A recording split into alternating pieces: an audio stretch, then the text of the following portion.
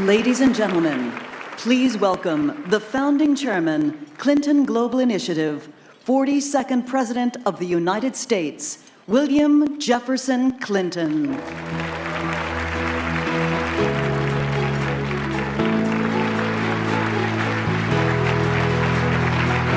Thank you very much. Thank you. Thank you. This is going to be a great lunch in plenary. We have one announcement, two commitments, and the president. I think you will enjoy them all. Please welcome co-founders PETA Planet, Mohammad Parham Alawati and Payman Parham Alawati.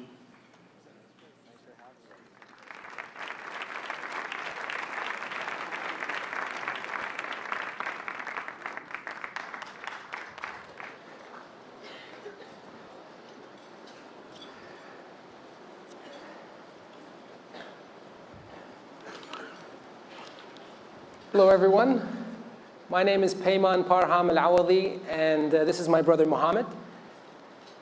We are from the United Arab Emirates, and we produce and host a social media-driven travel show called PETA Planet. We're very privileged because we get to travel around the world, and we meet some of the most inspiring young thought leaders of our generation.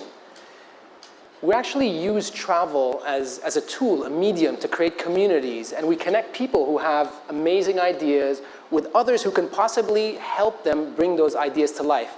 We call this social travel. Today, our show is one of the most watched shows in the Middle East region, and we broadcast into 50 million homes. We're two kids from Dubai, and I'm not sure how we got here, but it's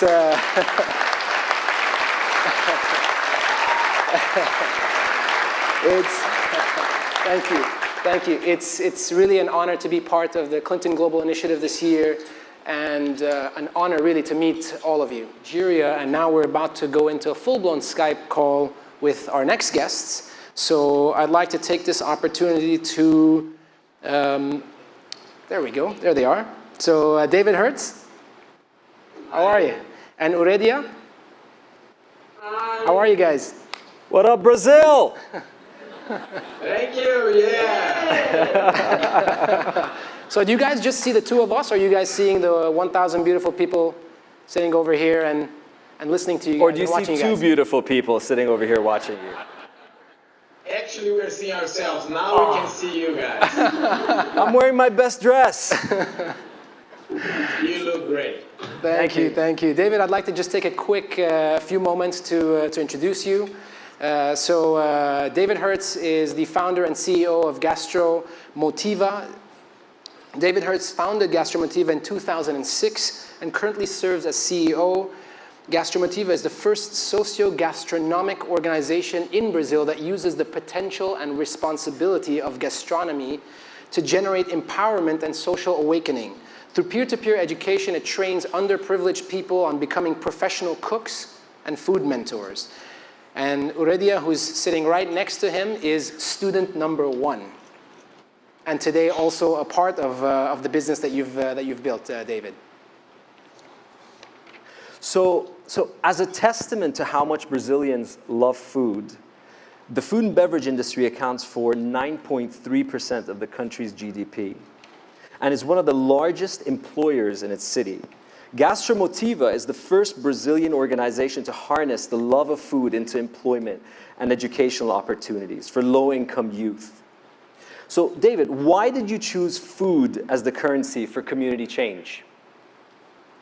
Well, first of all, I just want to share how honored I am just to be here. We are all of us really honored to be part of this commitment.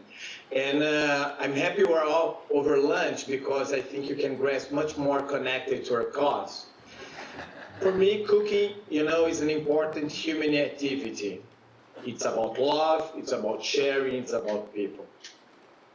When we eat, we get something that gets common to all of us. We get to understand one another, we get connected to the people, to the histories, but much more than that. It nurtures our soul and body. To tell you why we got connected to this and why I chose food, I want to bring one story to all of you. In 2009, we were already doing our vocational training program. I met Diego Santos. Diego was 20 years old, but he has been working since he was 14 to generate all the income to his family. He was just unemployed from the supermarket he was working with, but we selected him because of his passion and his will to change. At Gastromotiva, we just don't teach only culinary skills. We try to get our students to really understand the connections between man and nature, the origin of the ingredients, the importance of health, our life that comes from food, and how the value chain affects our lives. And Diego really got connected to this concept, like so many others Gastromotiva students. He started to work in a restaurant, an organic restaurant, and he became an educator in our program. By that, he pursued his apprentices and he got into university, got an MBA on gastronomy science. He's right here, and he's just with us, and he's just being selected to do a course in Italy in the Slow Food University. Oh my God, and that's he's amazing. traveling to share with them. So that's all. Okay, now we believe you. Now we believe you. Story about life skills, empowerment, self-confidence. We want to generate active citizens. We already achieved 1,200 people in Brazil. So that's the power of gastronomy, social gastronomy. So, David, you started Gastromotiva in 2006 in Sao Paulo, and then you expanded to Rio de Janeiro in 2013. And at the CGI Latin America in 2013, you said that you would expand to El Salvador and also try to get in more students in Sao Paulo. How have you leveraged the cities to really create more impact and help you scale? You know, food is about passion. When you see all these students working, it makes a real change. We have, over the years, increasingly demands for chefs, from restaurant owners, from foundations that want to replicate our model. We chose Salvador, but its culture, heritage, and also the best people that we found there. We already started our activities in Salvador, so we are reaching that commitment, but we are trying to see how we can increase our public impact in cities like Rio and São Paulo, who already are. So I want to also bring here two examples. The first one, which is really important for our methodology and how we replicate, is, as you mentioned, we use peer-to-peer education. We use that to really generate mass-scale healthy workshops. And this year, we were able to achieve already reach 30,000 people. Can you imagine that all of these students who are here with me, we have others more who couldn't be with us, while they study, they go to their communities and they replicate what they learn. The other thing that I think it's too important is how you take this methodology to other publics. How do you take to immigrants that arrive in Brazil? But 4 years ago, we decided to take this to prisons, to female prisons. How to adapt this to inmates so when they get out of prison, they feel empowered to go look for a job. So 4 years ago, we started this with the public sector and with the chefs most of you must know, Alex Attal. And we were able to turn this into a public politic this year. And I want to share with you Lucimara, who is just here with me. She's been on and off prisons for 12 years. For 3 times she came back there. But now she really took the idea, the chance to really take care of her life, and she's working with us. So you have to do public policies to change this, to make this real as a movement, to scale up in all these cities. Yeah. Yes. Thank you. David, it was just a pure coincidence, but we featured one of your graduates in one of our episodes on Pita Planet, and she went on to start Favela Organica. Regina Celli. Regina Celli. Oh, yeah. What a small world. But we also were lucky to have Yuridia over there who went from being a graduate of Gastromotiva to an employee of your organization. And I want to ask you, Yurdia, how did becoming a peer educator change the way you viewed your city and fellow residents, after having, these people believe in you and invest in you? Eu aprendi a fazer escolhas, tomar decisões. Eu me descobri um ser humano com maiores responsabilidades e com vontade de mudanças. Well, I just tried here. I feel I was empowered to make better choices. I found out I'm a woman with great responsibilities and an urge to change the community I live in. É muito gratificante saber que, como educadora, eu posso inspirar pessoas que moram em comunidades a mudarem de vidas, a mudarem suas expectativas e perderem seus medos e se tornarem cidadãos. Well, very grateful to know that as an educator, I can inspire people from the favelas to lose their fears, to have better perspective, and to help them to become citizens. That's so awesome. It's amazing. I love the look on your face, when she said that, David, and the smile, You're a big part of, what's happened, obviously. Another question that I have is, one of the key links, with skill development and employment is the employer. At the end of the day, you're going to train people and you want them to have jobs. So I know one of your targets is to make sure that 80% of your 400 students actually end up having jobs.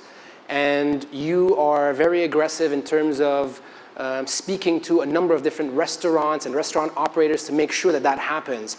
How are you leveraging this private partnership or private-public partnership to get to that stage? Well, thank you for this question. I think, I always knew that building lasting longer relationship would get us here. That's where we want to get. We also knew we couldn't do this alone. We had to inspire the market, the restaurant market, the catering business to also generate impact. We think as business. So we always try to create strong alliances. Just to put in numbers, nowadays in Brazil, we have over 70 restaurants that engage in the program. They also fund the program, which is like helping Gastromotiva with at least $100 a month, which is the cost of our trainee. But they become much more than that. First, they come because they want the professionals we have, that we help them to develop, but then they become part of the social gastronomic movement and get engaged. That's how we took our program to a prison, because chefs want to get engaged with their causes. Another example that I can give, and all of you can relate, this year we had 2 international restaurants from New York doing benefit dinners for us. One is the #1 restaurant in New York called the 11 Madison Park, and the other one is the Fat Radish. And together, with the support of Brazil Foundation, they helped us to raise money enough to fund 100 trainees in Rio de Janeiro. Can you imagine that? That's 2 awesome. Nights, we're able to fund 100 trainees in Rio. And the way we do, we have our facilities helping. We do this with laureate universities. They have the facilities. And because with them, we can bring their skills, talents, and dreams and match with the market needs. So that's what I want everybody to get this, how important is this partnership with not-for-profit who send us their best trainees, the universities, the private sector, and the public sector, to reach every time more people and help public politics to really work. Thank you very much, David. David, we're out of time, but I want to give you the opportunity to say one last thing very, very briefly. So since you've already achieved your commitment to CGI, what's next? Very briefly, very quickly. Well, I'm one person with one dream in one country, but I want to reach 1 million people. We have countries and chefs and cities really wanted to be part of it, but we need more people with us. I want you that is in the audience to join us to grow this as a social gastronomic movement. Be part of Lucimara, of Diego, be part of this movement and help us this really to take all over the world how social gastronomy can improve lives. You hear that, people? anyone there, you know. We have some people who really know Alexandra Pai from the Fat Radish. She's on the audience. Please talk to her. Talk to us. Be part of this with us. Fantastic. Thank you so much, David, Oredia, the team. David. Thank you to the team from Gastromotiva. Thanks for letting us tell your story today. Thank you. Thank you. Thank you, guys. Thank you. Bye-bye. In the city after the flood. So we decided to create an agropolitan city, which is basically a city that preserves the culture, the way of life, keeps agriculture as the main economic activity, but keeps people where they are. So you have these communities that invested a lot of time and effort in these young people, and now they don't have to leave. They can stay and serve, their own communities. So that's really how it all began. Sorry, why do you do what you do? Why are you doing this? Because somebody has to. I mean, if you see these kids with malnutrition, you see these kids who are carrying their little plastic chairs to school because they don't have furniture in their school. How can you not do anything, I think we have to. We have to. Thank you very much. Thank you. Thank you. Thank you. So I love how both of you explain the gravity of the global water crisis and how you put into perspective using statistics. One example is a child under 5 will die every 21 seconds because of a preventable water-related disease. Think about that. I'd love for you guys to share some more of these statistics with our audience. Yeah, I mean, that one was always the one that was kind of arrested me the most when I first heard it, and I've tried to repeat it as many places and in as many ways as I can. But yeah, I mean, the problem is just so massive. But given that we know a kid is dying every 20 or 21 seconds from something that's completely preventable, I mean, think of it in those terms. We solved this here in the West 100 years ago. Just imagine if we solved AIDS tomorrow or cancer, and in 100 years, children were still dying by the millions. It's really unconscionable, and that was really kind of what drew me to water was the enormity, water and sanitation, the enormity of the problem, and how it really underlined everything. We were talking about extreme poverty and engaging with extreme poverty. You cannot solve poverty without solving water and sanitation. Absolutely. Speaking of technology, there's more people in the world who have access to a cell phone than they do to a clean glass of water. The reason we support civil society is because we have seen in this country of ours that it does in fact bend towards justice, but it does not do so on its own. It does so because there are hands of ordinary people doing extraordinary things every single day, and they pull that arc in the direction of justice. That's why we have freedom in this country. That's why I'm able to stand before you here today. And that's why we will stand with them tomorrow. God bless you all. God bless all those who are working under tough conditions in every corner of the world. Thank you, CGI. Thank you, President Clinton. Thank you.